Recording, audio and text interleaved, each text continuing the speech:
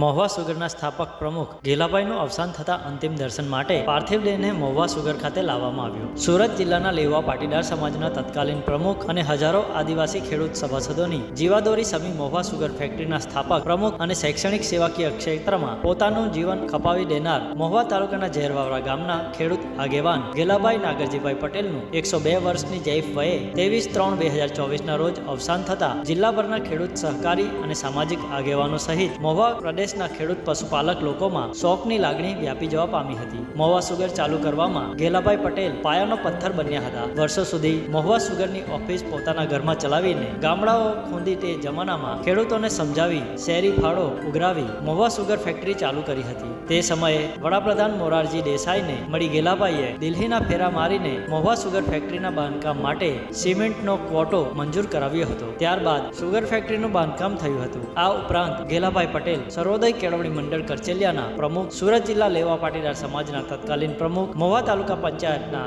સભ્ય, સુરત જિલ્લા ખરીદ વેચાણ સંઘના સભ્ય, ઝેરવાવરા ગામના તત્કાલીન પોલીસ પટેલ, ઝેરવાવરા સહકારી મંડળીના સ્થાપક તરીકે ખૂબ જ ઉમદા સેવા તેમણે આપી છે. જેમના પાર્થિવ દેહને અંતિમ દર્શન માટે તારીખ 27 માર્ચના રોજ મહુવા સુગર મિલ ખાતે લવાયા હતા, જ્યાં મહુવા સુગરના ચેરમેન માનસિંહ પટેલ તેમજ ડિરેક્ટરો અને કર્મચારીઓએ અંતિમ દર્શન કર્યા હતા. ત્યારબાદ પાર્થિવ દેહના અંતિમ દર્શન માટે કરચેલિયા હાઈસ્કૂલ ખાતે લઈ જવામાં આવ્યા હતા.